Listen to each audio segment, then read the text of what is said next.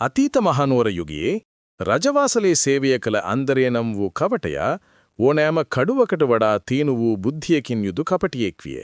හොඳින් නිදුණු රන්වන් කෙසෙල් කූඩයක් ලැබුණ අතර එය තමාටම තබා ගැනීමට ඔහු තීරණය කළේය. තම වටිනා කෙසෙල් වලට අත නොතබන ලෙස රජු සියල්ලන්ටම අනුතුරු ඇඟවිය. විශේෂයෙන්ම දඟකාර අන්දරේට. ඒ රහසින්ම එම කෙසෙල් කෑවේය. කෙසෙල් අතුරුදහන් වී ඇති බව රාජු දුටු විට අන්දරේ හිස නමා ආචාර කර උතුමාණන්ගේ ආරක්ෂාව තහවුරු කිරීම සඳහා තමා නිර්භීතව ඒවා අනුභව කළ බව පැවසිය. රාජුට කෝපයෙන් සිටීමට නොහැකි විය. අන්දරේගේ කපටි වචන, කඩිසර කට පරාජය කළ නොහැකි බව වටහාගත් ඔහු මහා හඬින් සිනාසුනේය. වඩාත්ම සෙල්ලක්කාර හදවතකින් වුවද ප්‍රඥාව සහ හාස්‍ය උගත හැකි බව එදින පටන් රජු වටහා ගත්තේය.